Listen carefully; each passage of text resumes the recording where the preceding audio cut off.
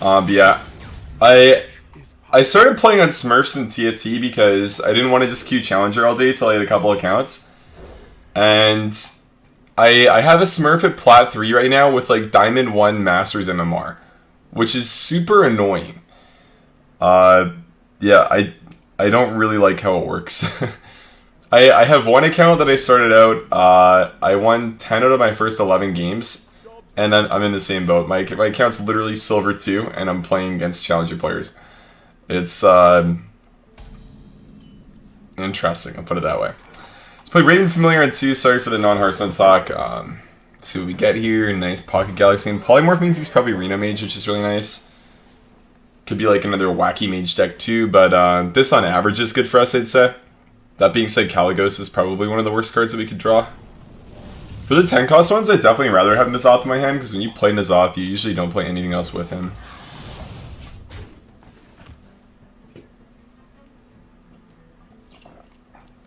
Do you ever have days where you're not playing good? All the time, man. All the time.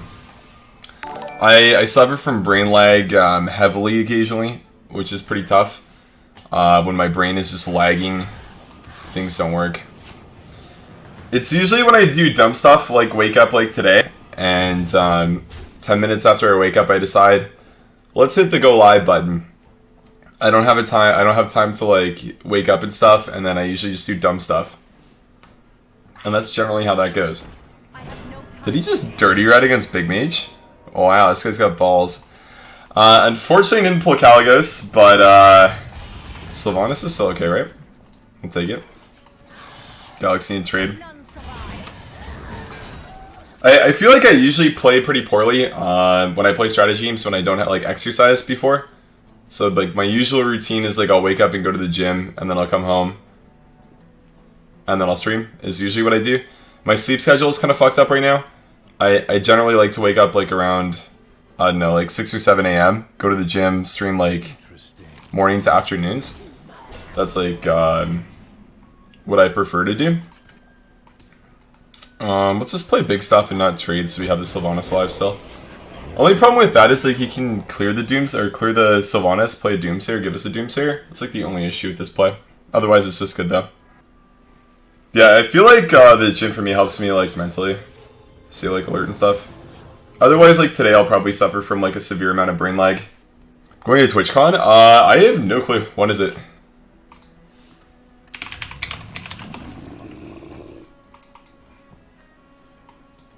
September, like a month from now. Can you still get tickets? I haven't like bought anything, but yeah, I'm sure I could.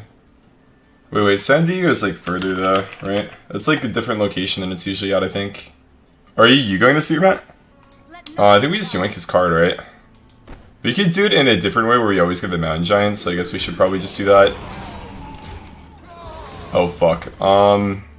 Brain lag, let's go, dude. Brain lag, woohoo.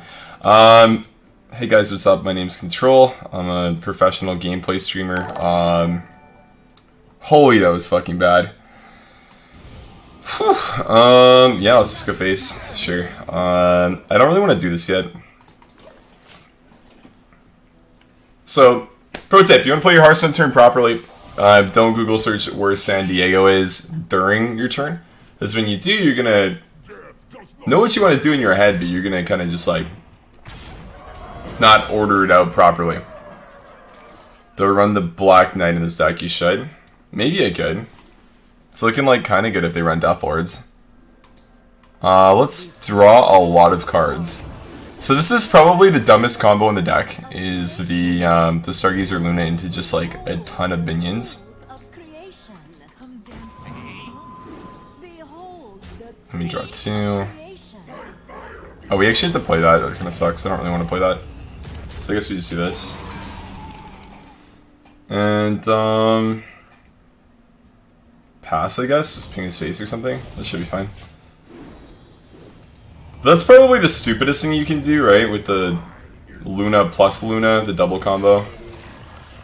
Defenders, nice. It's the Frobro deck? Slightly modified, but yeah. That's dope that you're going, though. That should be pretty fun. I don't think I've been to San Diego.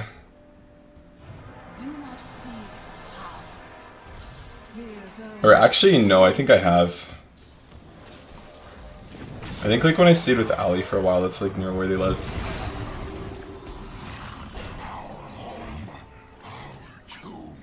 So Jaina Gamer. I mean, we can answer with our own Jaina if we want. We probably should too. So you trade. This would be dead because the reborn part is off. So we do that. We play our own Jaina, and then we just go face for a bunch. We're not drawing stuff, we don't really need to though.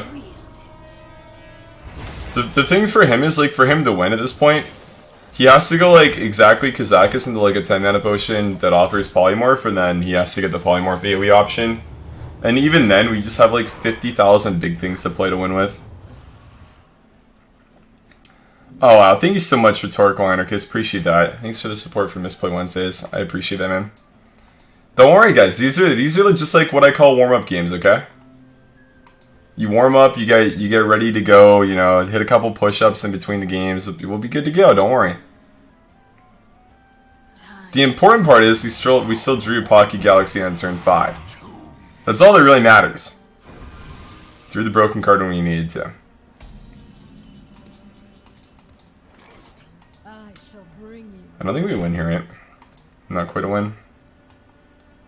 Could do some dummy stuff with this. I kind of want to do some dummy stuff with this.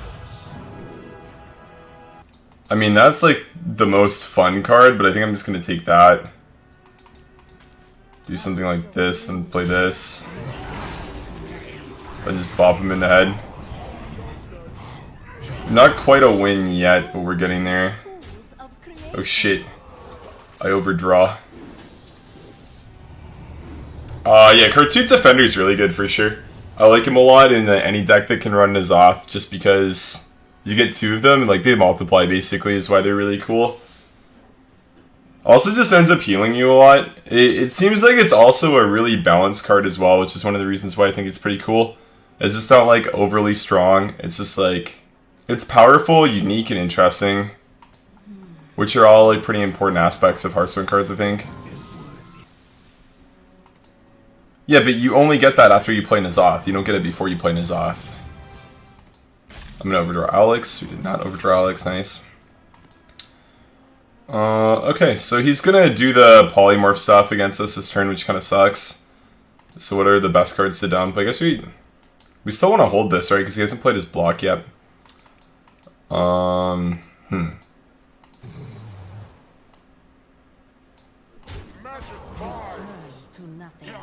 Guess we're just gonna send a lot of damage face.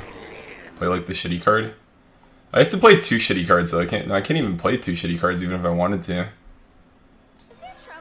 Because the thing is, you draw one with the Alex, or sorry, you draw one with the Sarah, so then you actually overdraw here. Which kind of sucks. Yeah, but I don't think it's really fair to say that like a card's broken because of like its synergy with another card. Like I wouldn't say that like, I don't know, Sylvanas is broken because you get her back with N'Zoth, right? That's like a problem with N'Zoth, not a problem with the card. It's like a synergy that comes out on like turn 10. Most matchups are like the health would matter, or the taunts matter. You would usually win anyways before N'Zoth would come down if you're playing like a control-y deck. Okay, that's fine. So we don't have lethal here. That's a Lich King, that's a big boy. 7, so 12, right? We don't have lethal. Check out this crazy play. Absolutely next level, okay? You do this, and then you just fucking boom your own board. See you later, board. Play N'Zoth the Corruptor. Boom, board again. Boom, Emerald Drake. Actually, it kind of died. It doesn't actually really die, then we just do that, I guess. That's enough of a commit, I think. Cool. That's something. Secret. Okay. This is where the ultimate tech card comes into play. Eater of Secrets. We eat the secrets away. We still have 2 Spellbreakers in the deck we can draw for. Check this out, okay? Check this out. Shit, I don't have room. Well, I mean, I guess we still win if we do this, right? And it's just more fun if we did it the other way around. Good game. Okay. So, Light stretch, okay. Think about the things that went wrong that game. What went wrong that game? I didn't steal a Mountain Giant when I played Sylvanas. That was pretty fucking stupid. What else did I do wrong?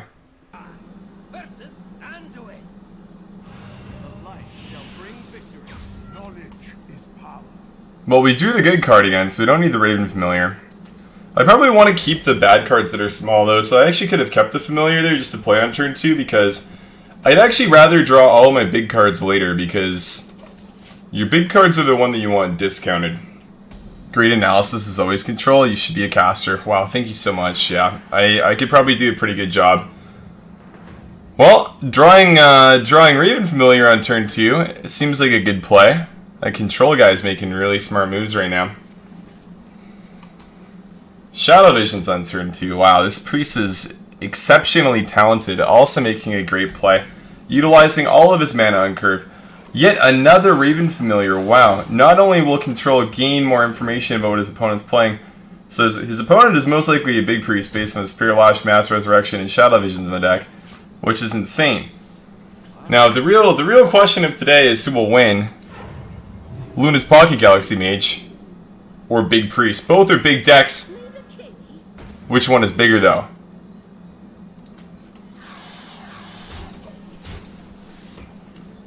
Is this the final time I'll be Barnes? He full caps, right? I feel like it's kind of likely he plays Barnes against us. Hi, Matcha. Do you insta-win with Lunas in Wild? I'm not sure. I'm not sure. We can see. We have Luna's Pocket Galaxy in our hands. A lot of big minions in the deck. Only time will tell if we insta-win or not. So let's mess around, play Luna's Pocket Galaxy, and see how it goes.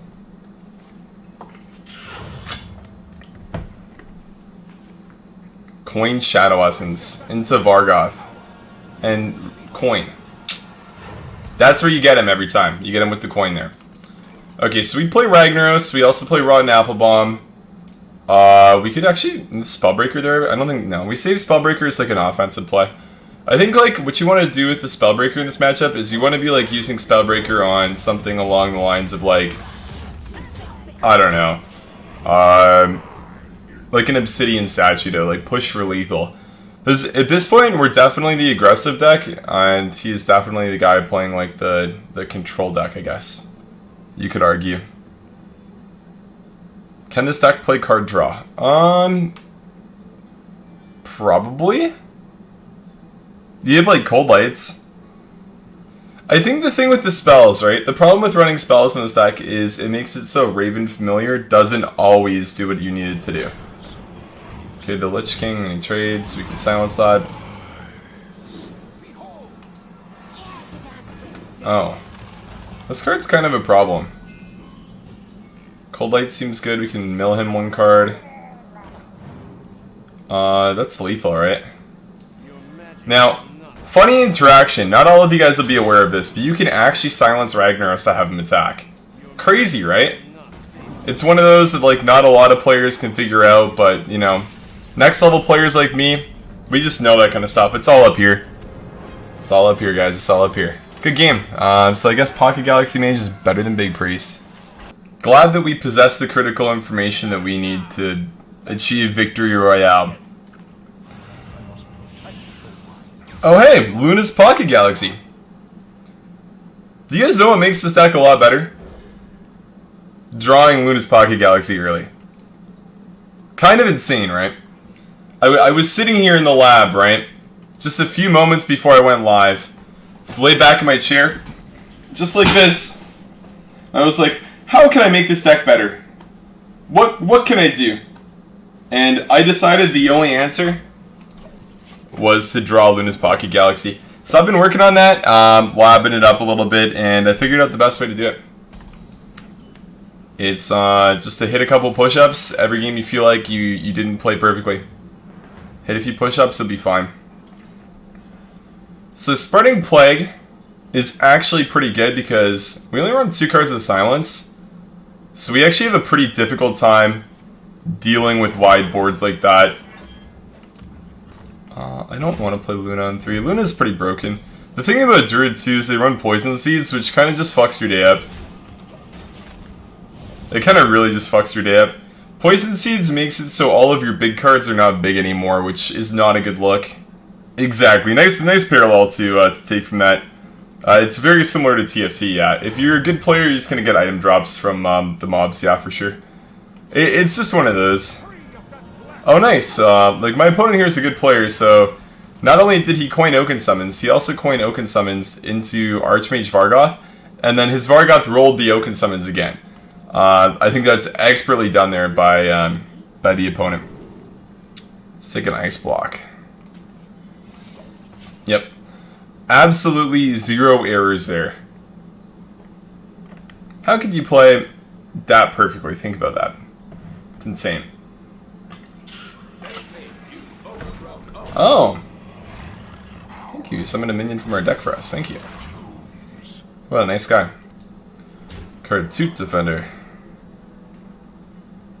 Big Thicky. We kill some of his stuff. Play the Pocket Galaxy. The draw order so far has actually been quite nice. I would say I am a fan of it so far. Because we've been picking up a lot of like the smaller stuff. So all of our huge cards are going to be discounted now. Which is super nice.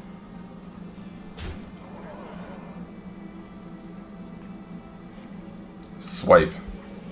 Oh, this guy's insane. He realizes that his spell is casted again. Holy shit. I can't believe it. He can read card text. Insane. Spellbreaker is not bad. I don't think we want to chain this turn. I think I'm going to go Piper, see what we draw with the Piper. Sagoth. Welcome to Sokon. And probably Silence of Argoth, so we can't do some dumb stuff with that. But, nice big Sagoth. Big fan of this card. He's not, like, super overpowered. He's actually a very balanced card, but an interesting one. I think he's, like, one of my favorite legendaries, just, like, based on the way he looks. Yeah, nice Naturalize, man. So this card's always Naturalize. He hovered it, and he's like, let me put my glasses on. Can't be targeted by spells or hero powers. And believe it or not, Naturalize is a spell, which means you can't target Sagoth with Naturalize. Yep, pretty good. Pretty good.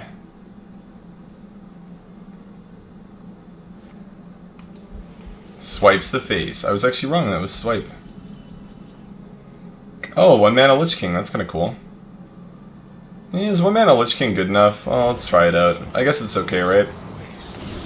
I'll play a 1 mana Lich King.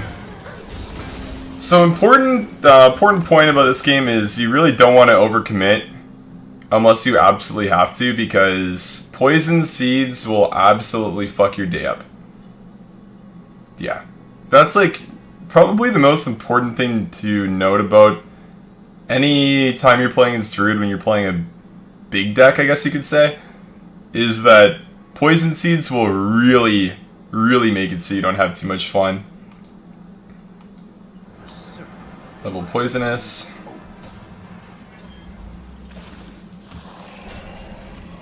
These guys really don't go Poisonous, huh?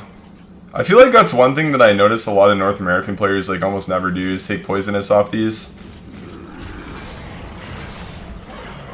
I always found it weird. I think Poisonous is like one of the best picks. Playing Ragnaros, we're kind of in the realm of overcommitting now, which is still kind of fine. I'm not too worried about it. Because we're also kind of killing him, which is good. It's kind of nice to overcommit before turn 10 or when they have 10 mana, because they can't go like Poison Seeds plus Spreading Plague. When they do that, that's usually the point in the game where you just end up losing, because a huge issue that you usually will have is that you can't just clear your Poison Seeds minions off into the Spreading Plague. You have to like interact with them yourself, which is generally pretty bad. But Poisonous is only good against empty board. Well, I mean, so think about what happens there. Like, the outcome is like he plays a 1/5. My minions either just go through them or like I remove it, right? So like it's not really doing anything for him.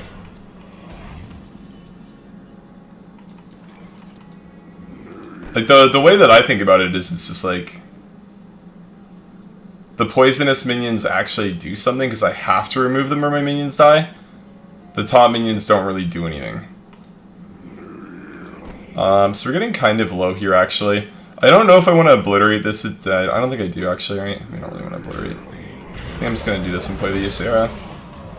We're definitely getting kind of low. We have, like, Zilliax to bounce back, though. AMS is actually pretty good, even, like, past Poison Seeds, I'd say. Dream is not bad. I have a dream. It's one of my favorite cards, like a 0-mana sap that works on both sides. It's not even just like a sap, right? It's like a bounce effect. It's fairly unique. Plague. So we can do this, do that, do that. We can't play the Obliterate with it. If we could, that would be really good. Unlucky. I do like Zilliax, AMS, trade, sap, face for 18. Seems good. I think that's just good. Just like threatening him out of the game, basically. Gonna hold the apple bomb as well. I don't need to commit anymore here. It's a huge board. Like, this is definitely an overcommit at this point. Death Grip's not bad. We could still lose from here as well. Awakens is pretty nice. One thing to like note is like Ice Block won't ever trigger on your turn. It's like something a lot of people forget about. But if I'm at like 5 health, I can't use Sarah Awakens, because if I do, I'll die. Anything above that, obviously, we're fine, but we're kind of just like in the mode where we're about to kill him, so just important to note.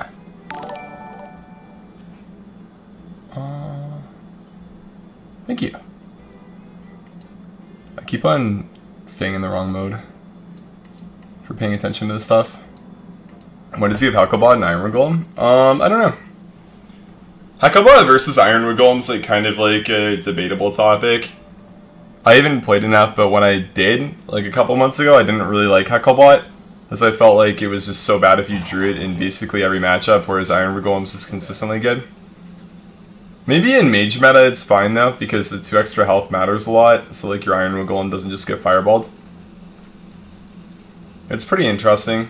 I think like small parts like that, about figuring out which one of the two is better in like what current metagame, is one of my favorite parts about Hearthstone and Wild specifically. Because in standard Hearthstone, that stuff's usually just figured out like really easily, and Wild it takes a little bit more time. Small stuff like that is like, yeah, one of the ways that I've found like a lot of enjoyment playing Wilds. And you just take that quote, I think I'm fine on turn 3, wait going into turn 6, I'm just fucking dead. It's so funny. It's man, nice to see you on Hearthstone. I assume you like the changes overall. I mean the balance changes are nice, I'm happy with them, I guess you could say.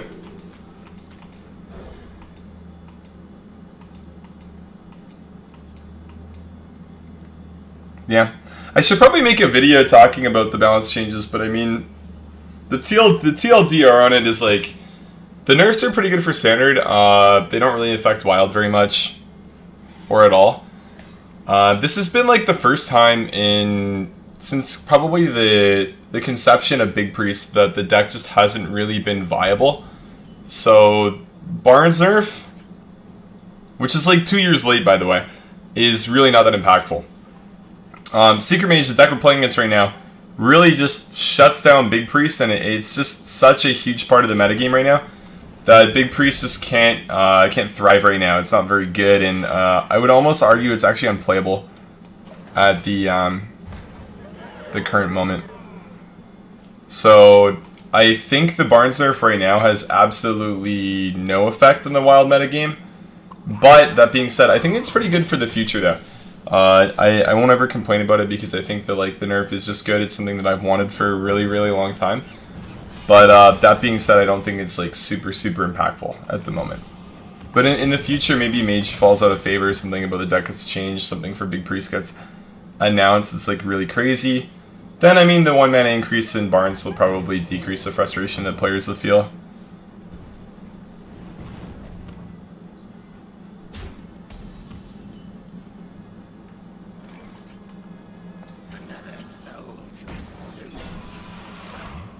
I don't think it was Eater of Secrets time there at all. I think I just threw that there. I could have just, maybe I could have just coined the Lunas, because I think I probably should have actually. Because like if it was a counterspell, like I would have just ate the counterspell anyways, right? At the current moment, I don't think Secret Mage goes away ever.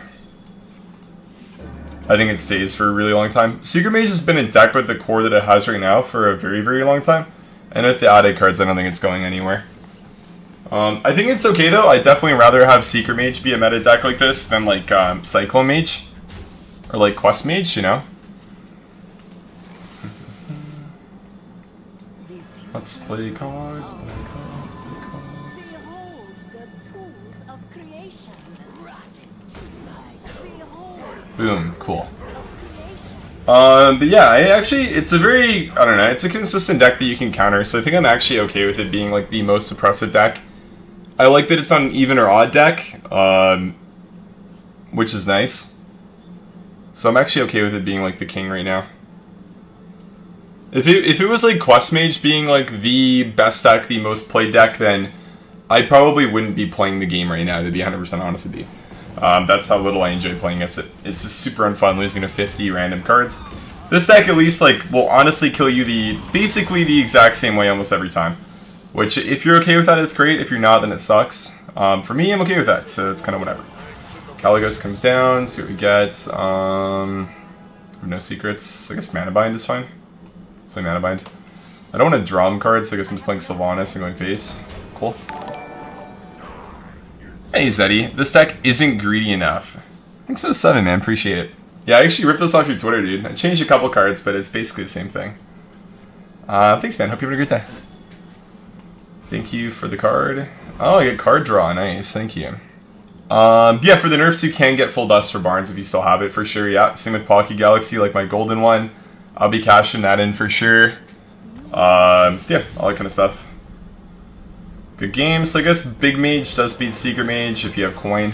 It's pretty average though, right? If you have coin, you can almost always play around Counterspell, but if you don't, you almost always just lose to it.